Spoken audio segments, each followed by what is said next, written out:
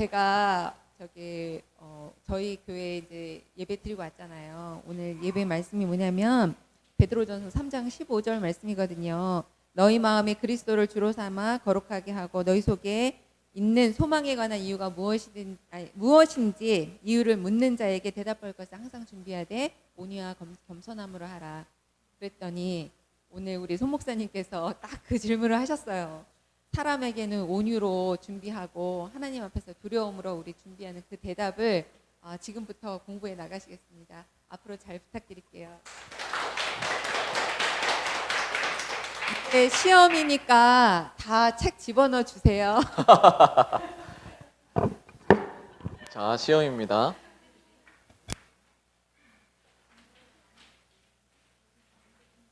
자, 이렇게 각자 이제 따로따로 이렇게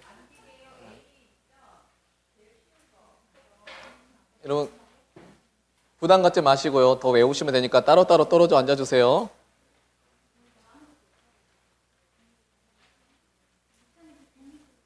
종이?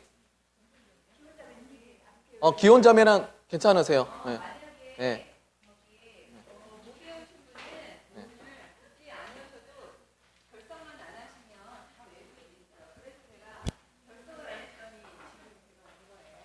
기혼자매는 뭣도 모르고 여기 발 담가가지고요. 괜찮습니다. 네.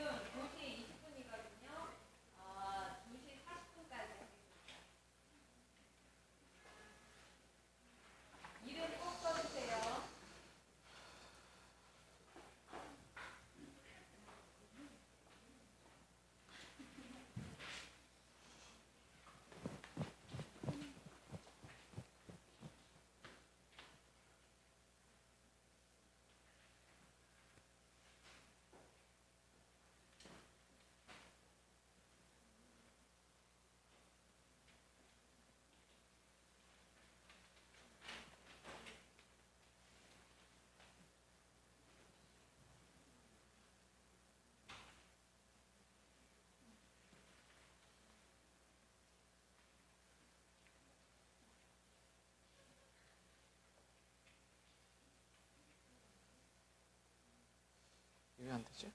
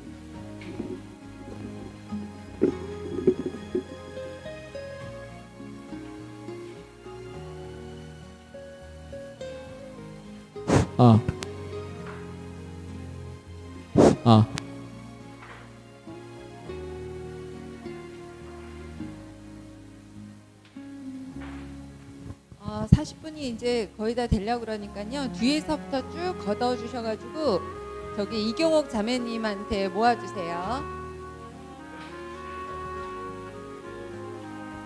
이름 꼭 써주세요.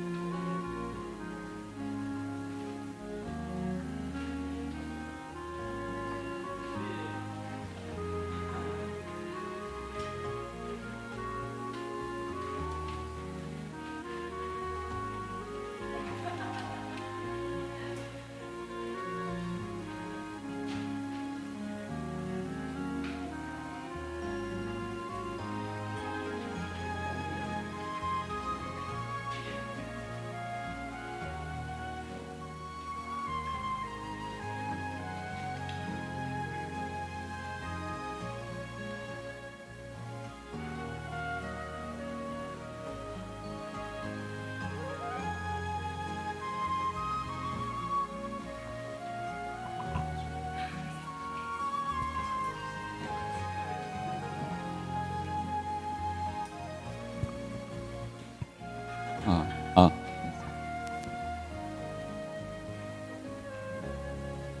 아, 처음 뵙는 선생님께 잠깐 제 얘기를 좀 말씀드려도 괜찮겠습니까? 네. 영생은 영원한 생명을 뜻하지요. 영생을 얻기 전에 저는 무거운 책임감으로 짓눌려 살았었습니다. 장남으로서 부모를 모시고 가족을 부양해야 되는 책임감, 자녀들을 잘 해야겠다는 책임감으로 늘 제 자신과 주변을 괴롭히곤 했지요. 밥을 먹으면서도 교육을 시키는 바람에 즐거운 식사 시간이 싸움으로 끝나기 일쑤였습니다. 그러던 어느 날 저는 영생을 얻었습니다. 영생을 얻은 이후에 저는 어깨에 짊어진 무거운 짐을 벗어버리고 자유할 수 있었습니다. 아이들이 마냥 사랑스럽고 자랑스러워 보였습니다. 어디서 무엇을 하든지 감사하고 기뻤었습니다. 아무것도 변한 건 없었는데도 말이지요. 얼마 전에 자전거를 타다가 아무런 이유 없이 정신을 잃고 길바닥에 쓰러졌습니다. 달리는 차와 부딪혔다면 큰일 날 상황이었는데요. 마침 뒤에 오시던 택시기사님이 119에 신고하는 바람에 저는 응급실에서 깨어날 수 있었습니다. 병원에 입원해서 이런저런 검사를 받는 중에 이러다 내가 잘못되면 가족들은 어쩌지? 라는 걱정에 잠시 시달렸지만 저는 곧 평안을 찾고 자유할 수 있었습니다. 무엇보다도 기쁜 것은 제가 영생을 얻었기 때문에 만일 오늘이라도 이 세상을 떠난다면 천국에 들어간다는 것을 확신하고 있기 때문이지요. 선생님, 제가 질문 하나 드려도 되겠습니까? 네. 선생님은 만일 오늘이라도 이 세상을 떠나신다면 천국에 들어간다는 것을 확신하고 계십니까? 글쎄요. 그런 확신이 없는데요. 그리고 저는 천국 영생 이런 거 잘 모르겠어요. 네, 그러시군요. 저도 처음엔 잘 몰랐습니다. 그런데 성경을 통하여 그 사실을 알게 되었습니다. 성경은 내가 너희에게 이것을 쓰는 것은 너희로 하여금 너희에게 영생이 있음을 알게 하려 함이라 라고 말씀하십니다. 성경이 기록된 목적이 바로 우리에게 영생이 있음을 알려주어 확신을 갖도록 하기 위함이지요. 어떠세요? 집사님은 만일 오늘이라도 이 세상을 떠나신다면 천국에 들어간다는 확신을 갖고 계세요? 네, 저는 확신을 가지고 있습니다. 집사님은 어떠세요? 저희는 이렇게 영생의 확신을 가지고 기쁘게 살고 있습니다. 제가 어떻게 영생을 얻게 되었는지, 선생님도 어떻게 하면 영생을 얻어 천국에 들어간다는 것을 확신할 수 있는지 말씀드려도 되겠습니까? 네, 말씀해 주세요. 그 말씀을 드리기 전에 질문을 하나만 더 하겠습니다. 선생님은 어떻게 하면 영생을 얻어 천국에 들어갈 수 있다고 생각을 하세요? 저는 선한 행위 때문이라고 말씀드릴 수 있을 것 같아요. 네, 그러니까 선한 행위 때문이란 말씀이시죠? 제가 선생님의 대답을 바로 이해했나요? 네, 그렇습니다. 예, 선생님의 대답을 듣고 보니 선생님에게 가장 기쁜 소식을 전해드릴 수 있겠군요. 그 기쁜 소식은 영생은 값없이 주시는 하나님의 선물입니다. 그러므로 영생은 돈이나 공로나 자격으로 얻는 것이 아닙니다. 성경은 너는 그 은혜에 의하여 구원을 받았으니 이것은 너희에게서 난 것이 아니요 하나님의 선물이라. 행위에서 난 것이 아니니 이는 누구든지 자랑하지 못하게 하려 함이라 라고 말씀하십니다. 사실 우리가 살면서 생명과 관계되는 가장 중요한 것은 다 선물로 받았습니다. 예를 들면 밝은 햇빛, 공기, 물 등은 값없이 다 선물로 거저받았습니다. 이와 같이 영생도 하나님이 우리에게 값없이 선물로 주신다는 것입니다. 그렇다면 하나님은 왜 영생을 선물로 주셔야만 할까요? 이것은 성경이 인간에 관해서 하신 말씀을 잘 이해할 때 좀 더 분명히 할 수 있습니다. 인간은 죄인입니다. 그러므로 죄인은 자신을 구원할 수 없습니다. 성경은 모든 사람이 죄를 범하였음에 하나님의 영광에 이르지 못하더니라고 말씀하십니다. 성경에서는 죄를 이렇게 정의하고 있습니다. 첫째, 강도나 살인, 도적질이나 간음처럼 하지 말아야 할 것을 하는 것이 죄이고, 둘째, 부모 공경이나 이웃사랑처럼 해야 할 것을 하지 않는 것도 역시 죄이고, 셋째, 교만, 정욕, 미움, 탐심, 시기, 질투, 거짓말처럼 나쁜 마음이나 나쁜 생각을 하는 것도 죄입니다. 그러나 무엇보다도 하나님을 하나님으로 믿지 않는 것이 가장 큰 죄입니다. 이런 기준을 볼 때 선생님은 하루에 몇 번 정도 죄를 짓는다고 생각하세요? 그렇게 본다면 하루에 수십 번도 더 죄를 짓는 것 같은데요. 물론 저도 그래요. 사실 우리는 자신도 모르게 많은 죄를 짓고 살지요. 성경의 기준으로 볼 때 어떤 사람이 하루에 10번이나 5번, 아니 단지 3번만 죄를 짓는다고 생각해 보십시다. 이런 사람은 걸어다니는 천사라고 할 수 있을 것입니다. 그러나 이런 천사와 같은 자라도 하루에 3번이면 1년이면 1000번 이상, 90평생을 산다면 9만 번 이상의 죄를 짓는 셈입니다. 그래서 이 세상에서 자신은 죄인이 아니라고 주장할 수 있는 사람은 단 한 사람도 없어요. 그렇다면 이런 죄인이 어떻게 영생을 선물로 받을 수 있을까요? 이것은 성경이 하나님에 관해서 하신 말씀을 잘 이해할 때 좀 더 분명히 알 수 있습니다. 하나님은 자비로우셔서 우리를 벌하시는 것을 원치 않으십니다. 하지만 하나님은 의로우시기 때문에 반드시 우리 죄를 벌하셔야만 합니다. 성경은 하나님은 사랑이심이라라고 말씀하십니다. 하지만 벌을 면제하지는 아니하고 보응하리라라고 말씀하십니다. 전쟁 중인 러시아 제국에서 부족한 식량을 훔치는 사건이 종종 발생했습니다. 화가 난 지휘관 가르시아 장군은 누구든지 식량을 훔치다가 잡힌 사람에게는 끔찍한 책찍질을 가하겠다고 선포했습니다. 그런데 도둑을 잡고 보니 다른 사람이 아닌 바로 그의 어머니였습니다. 장군은 원칙대로 어머님에게 사랑하는 어머니에게 채찍을 가하자니 늙으신 어머님이 돌아가실 것 같고, 원칙을 무시하고 그냥 넘어가자니 부하들에게 군기가 서지 않을 것 같았습니다. 지휘관이 세운 원칙에 따라 처벌해야 하는 날, 그는 어머니 앞에서 겉옷을 벗었습니다. 그리고 부하들에게 명했습니다. 어머니 대신 나에게 채찍을 가하라. 그는 어머니 대신 채찍에 맞음으로 사랑하는 어머니에 대한 향한 사랑을 실천했을 뿐만 아니라 동시에 죄인을 처벌하는 공의도 실천하게 된 것입니다. 이처럼 자비로우시고 의로우신 하나님은 우리의 죄 문제를 예수 그리스도 안에서 단번에 해결하셨습니다. 예수 그리스도는 참 하나님이신 동시에 참 인간이십니다. 예수 그리스도는 우리에게 영생을 선물로 주시기 위해서 우리의 죄값을 대신 치르시고 부활하셨습니다. 이 책이 제가 태어나서 지금까지 지은 모든 죄와 모든 생각, 모든 말, 모든 행위가 낱낱이 기록되어 있는 책이라고 생각해 봅시다. 성경은 이 책이 언젠가 하나님 앞에 펼쳐지고 제가 행한 대로 심판을 받게 될 것이라고 말씀하십니다. 그런데 바로 이 책에 기록된 저희 죄가 문제입니다. 하나님은 저를 사랑하시기 때문에 저를 벌하실 수도 없고, 또한 하나님은 의로우시기 때문에 저희 죄는 반드시 벌하셔야만 합니다. 이 문제를 해결하기 위하여 하나님은 그의 사랑하시는 아들 예수 그리스도를 이 세상에 보내셨습니다.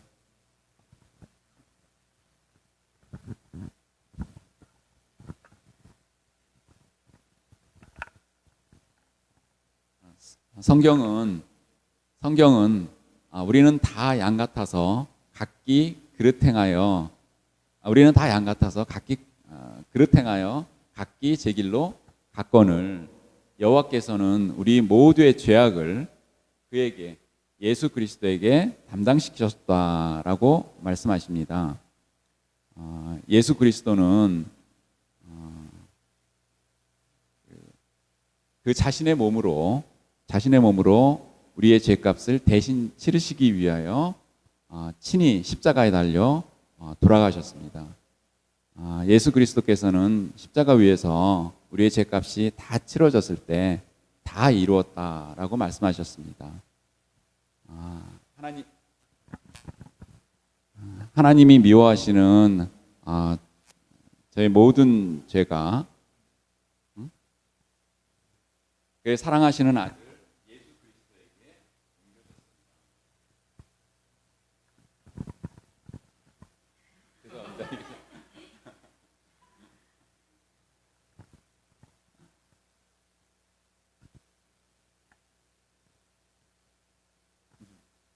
십자가 위에서 우리의 모든 죄값이 다 치러졌을 때 예수 그리스도께서는 다 이뤘다 말씀하셨고요. 그리고 우리의 죄값이 다 치러진 후에 사흘 만에 부활하셔서 우리에게 영생을 선물로 주시기 위하여 승천하셨습니다. 지금 예수님은 우리에게 영생을 선물로 주시고자 하십니다.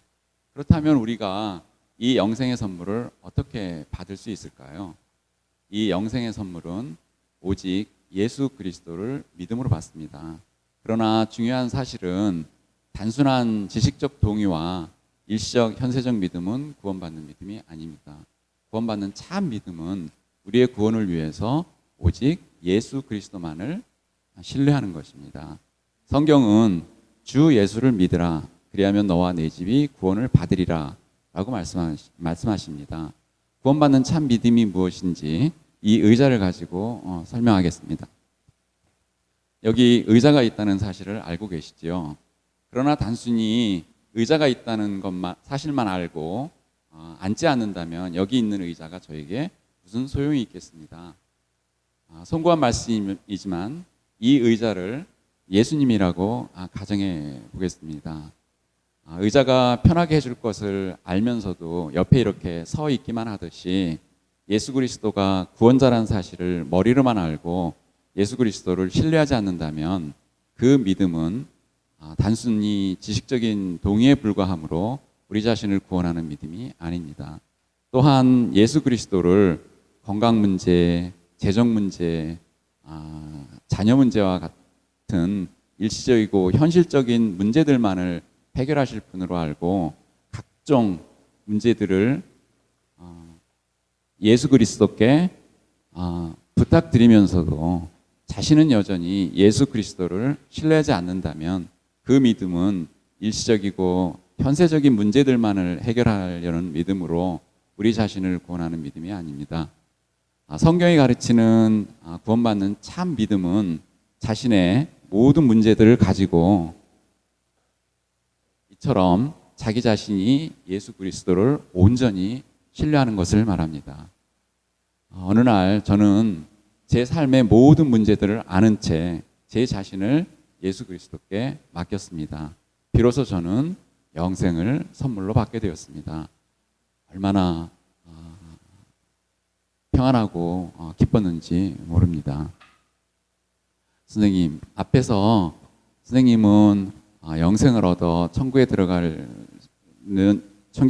이유가 선한 행위 때문이라고 말씀하셨죠? 네. 그 대답을 할 때 영생을 얻어 천국에 들어가기 위하여 실제로 누구를 믿고 있었던 것인가요? 그러고 보니 제 자신이었네요. 네.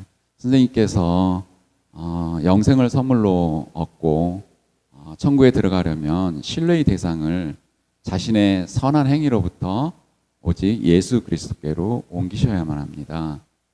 지금까지 제가 성경의 핵심적인 내용을 요약해서 말씀드렸습니다. 이해가 되십니까? 네. 지금 이 시간 온 우주 만물을 창조하신 하나님께서 선생님에게 사랑하는 내 딸아, 내가 너에게 이 영생의 선물을 주려고 하는데 받겠느냐고 물으신다면 선생님은 이 영생의 선물을 받기를 원하십니까? 네, 받겠습니다. 네, 선생님 참으로 중요한 결정을 하셨습니다. 선생님의 결정이 무엇을 의미하는지 간단히 말씀드리겠습니다. 첫째, 영생을 얻기 위하여 자기 자신을 신뢰하지 않고 오직 예수 그리스도만을 신뢰하겠다는 뜻입니다. 둘째, 부활하여 살아계신 예수 그리스도를 구원자로 삶의 주인으로 모시겠다는 뜻입니다. 셋째, 자신이 지었던 죄를 회개하고 삶의 방향을 하나님께로 돌리겠다는 뜻입니다. 이렇게 하시겠습니까? 네, 그렇게 하겠습니다. 예, 선생님, 하나님은 우리의 기도에 귀를 기울여서 들어주십니다. 저를 따라서 한마디씩 하나님께 기도해 주세요. 하나님 아버지, 지금까지 저는 제 자신을 믿고 살아온 죄인입니다. 저희 죄를 회개하오니 용서해 주십시오. 예수님이 저희 죄 때문에 십자가에서 죽으시고 부활하신 것을 믿습니다. 지금 이 시간 제 마음의 문을 엽니다. 예수님이 제 마음에 들어오셔서 저희 구원자와 삶의 주인이 되어 주십시오. 이제부터 제가 하나님 앞에 설 때까지 제 삶을 인도해 주십시오. 예수님 이름으로 기도드립니다. 아멘. 선생님, 제가 선생님을 위해서 기도해 드리겠습니다. 하나님 아버지, 감사합니다. 영접하는 자, 곧 그 이름을 믿는 자들에게는 하나님의 자녀가 되는 권세를 주신다는 말씀대로 하나님의 자녀가 되게 해주셔서 감사합니다. 동이 서에서 먼 것 같이 내 죄를 멀리 옮겨느니라. 다시는 내 죄를 기억지 아니하리라는 말씀대로 우리 선생님의 죄 용서에 확신을 주시었고, 나를 믿는 자는 멸망치 않고 영생을 얻으리라는 말씀대로 구원의 확신을 주시옵소서. 예수님 이름으로 기도드립니다. 아멘. 이제 선생님이 기도하신 일에 대하여 무엇을 의미하는지 예수님이 하신 말씀을 읽어주셨으면 좋겠습니다. 여기를 읽어주시겠습니까? 진실로 진실로 너희에게 이르노니 믿는 자는 영생을 가졌나니. 예수 그리스도를 믿는 자는 무엇을 가졌다고 했나요? 영생을요. 영생을 가질 것이라고 했나요? 아니면 이미 가졌다고 했나요? 가졌다고 했습니다. 네, 그러면 이번에는 너희와 예수 그리스도를 믿는 자에 선생님 이름을 넣어서 다시 한번 읽어주시겠습니까? 진실로 진실로 선행에게 이르노니 믿는 선행은 영생을 가졌나니. 이 말씀에 근거해서 다시 한번 더 질문 드리겠습니다. 선생님은 이 말씀에 근거해서 이미 영생을 가졌으므로 만일 오늘이라도 이 생을 떠난다면 천국에 들어갈 것을 확신하시지요? 네. 이 말씀에 근거해서 영생을 얻어 천국에 들어갈 이유가 무엇이라고 생각하십니까? 예수 그리스도를 믿기 때문입니다. 오늘 예수 그리스도를 믿어 영생을 선물로 받고 하나님의 자녀가 되는 것을 축하합니다. 전도자 윤동영, 대상자 박선행, 임니,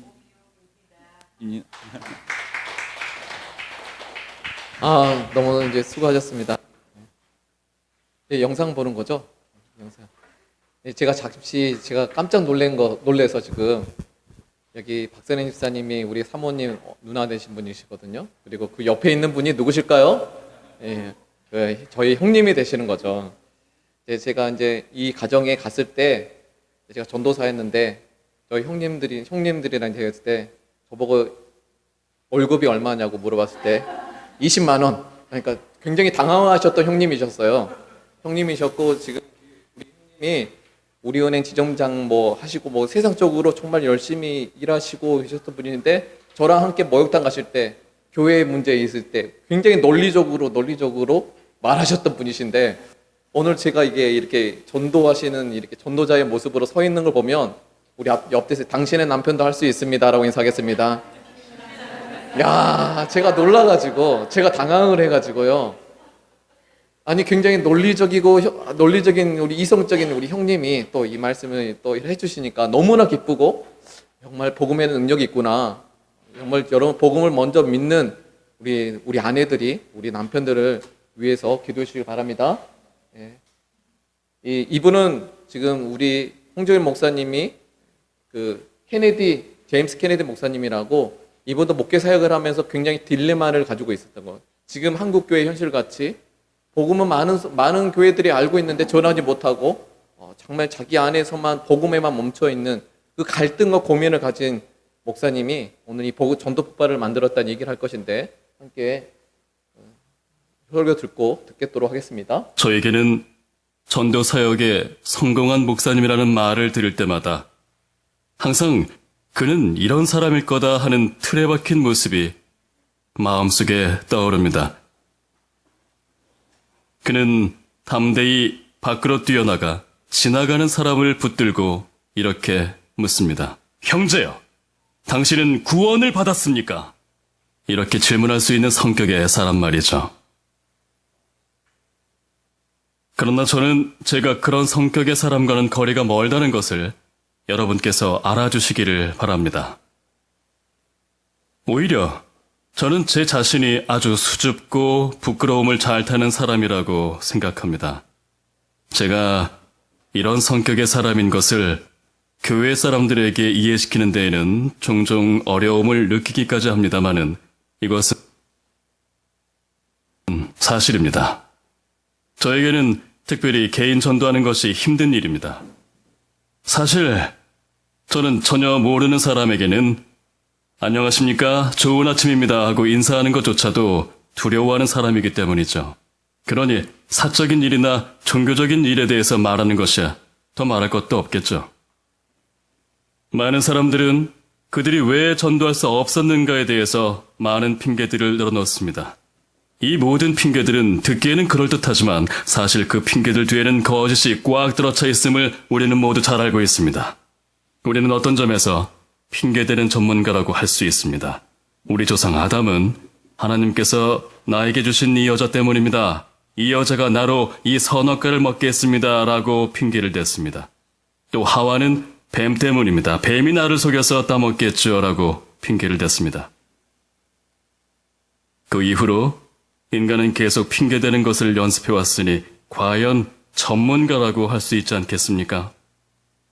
그러나 최후의 심판대 앞에 우리가 서서 더 이상 변명할 수 없을 그때를 생각해보면 우리가 무슨 말을 하게 될지 흥미롭기조차 합니다.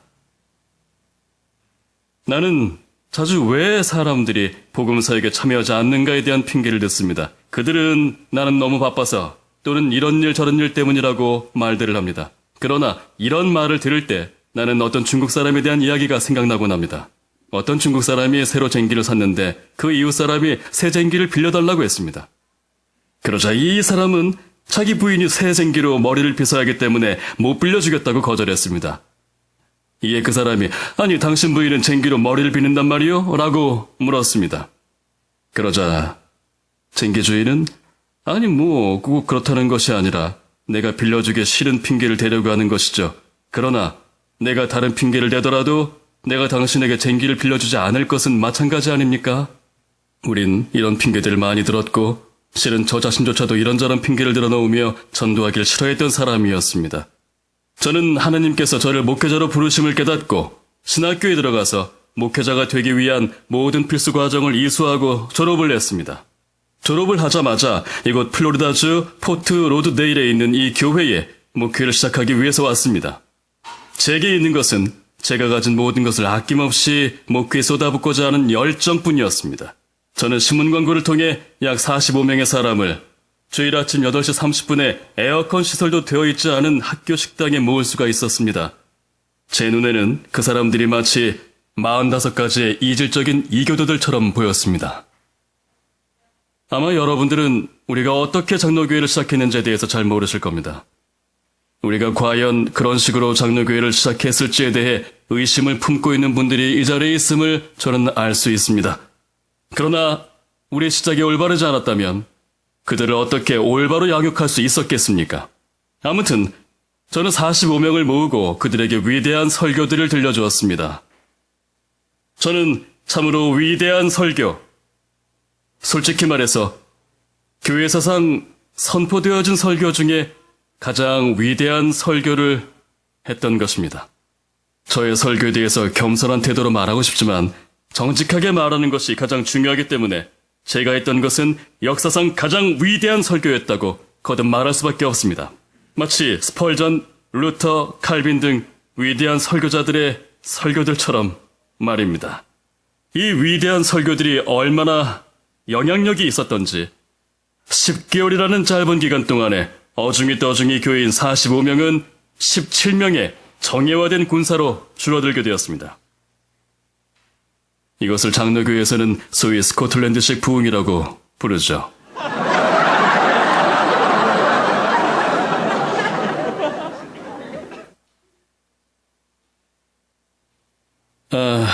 저는 10개월 동안 45명의 교인 중에 17명만 남은 것을 보고 이런 식으로 하면 2달 반 만에 내 아내 외에는 교인이 한 사람도 남아있지 않게 될 거라고 계산하게 되었습니다. 사실상 제 아내조차도 가까운 침례 교회로 가버리겠다고 저를 위협하고 있는 실정이었으니까요. 일이 이렇게 되자 저는 무슨 다른 수를 써야겠다고 생각했습니다. 작전을 바꾸자는 것이죠. 그래서 생각해낸 것이 호랑이를 잡으려면 호랑이 굴에 가야 하듯이 제가 사람들이 모여있는 곳으로 가서 전도를 해야겠다는 것이었습니다. 저는 전도하기를 귀찮아하는 사람들의 무책임한 핑계와는 다른 이유가 있었습니다. 제가 신방 전도를 하지 않는 매우 타당성 있는 이유를 가지고 있었죠. 저는 항상 심한 척추장애로 고생을 하고 있었습니다. 이 노란 띠는 등뼈를 받쳐주는 것으로 제 턱뼈를 조이는 다른 띠와 연결되어 있어서 혹 제가 입을 잘못 열어 상태가 악화되는 경우를 사전에 방지해주고 있었으므로 저는 늘 잠잠히 있을 수밖에 없었습니다.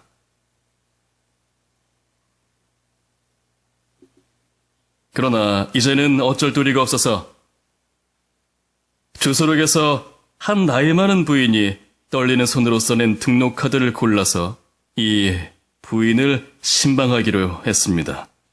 이 부인을 선택한 이유는 이런 늙은 부인쯤이야 내가 잘 이야기해서 교회에 나오게 할 수 있겠지 하고 생각했기 때문입니다. 그리고 또 하나 멋진 방법이라고 생각해낸 것이 있었습니다. 그것은 나 혼자 갈 것이 아니라 한 사람을 데리고 가서 그 사람으로 내가 전도하는 것을 보고 배워 그도 나와 같이 전도하게 해야겠다는 것이었습니다. 이때만 해도 이 멋진 계획이 조금 후에 나를 얼마나 난처한 상황에 빠뜨릴지 전혀 알지 못했습니다. 나는 이 나이 많은 부인이 사는 집에 가서 노크를 하고 작은 체격의 늙은 부인이 문을 열어주기를 기다렸습니다. 그러나 잠시 후 현관문이 열리자 늙은 부인의 백발머리 대신에 웬 거대한 남자의 가슴 단추가 제 눈앞에 나타났습니다. 이 남자는 TV 드라마 두 얼굴을 가진 사나이 나오는 헐크 같은 거인이라고 착각될 정도로 몸이 크고 무섭게 생긴 사나이였습니다. 그는 잠옷 차림으로 한 손에는 캔 맥주를 들고 담배를 피우며 서 있었습니다. 그 남자는 누가 보기에도 세상밖에 모르는 사람이었고 그래서 내 전도가 꼭 필요한 사람이었습니다. 난 그에게 존스 부인 계십니까? 하고 묻자 그는 말했습니다. 없소. 감사합니다. 그럼 이만 가보겠습니다. 나는 안도감을 느끼며 막 뒤돌아서려고 했습니다. 바로 그때 그가 무슨 일이 있는 거요? 라고 묻는 것이었습니다. 이에 저는 대답했습니다. 아니요. 아무것도 아닙니다. 저는 저 밑에 있는 아주 조그만 교회를 맡고 있는 목사인데요. 그 교회는 아주 작아서 아무에게도 해를 끼치지 않을 것입니다. 지난주에 당신의 어머니가 오셨기에 잠깐 들려서 감사하다는 말씀을 드리러 왔던 것뿐입니다. 그러자 이 사나이가 내 생에서 가장 날 곤란하게 만들었던 말을 했습니다. 교육자 여러분들도 어떤 사람에게 한마디 말을 들을 때 얼굴이 일그러졌던 그런 경험이 있으실 겁니다. 바로 이 사람의 다음 말이 저를 그렇게 만들었던 것입니다. 그는 그럼 잠깐 들어오시오 라고 제게 말했습니다. 이 말 한마디는 들어오시오. 이 말 한마디는 제 얼굴을 형편없이 일그러뜨렸습니다. 바로 거기서 전도 폭발 운동이 처음으로 시작되었습니다. 저는 할 수 없이 떨리는 마음으로 그 집 안으로 들어갔습니다. 방에서 그와의 대화는 날씨에서 시작해서 스포츠에까지 이르렀는데 그는 자신이 권투 선수라고 말했지만은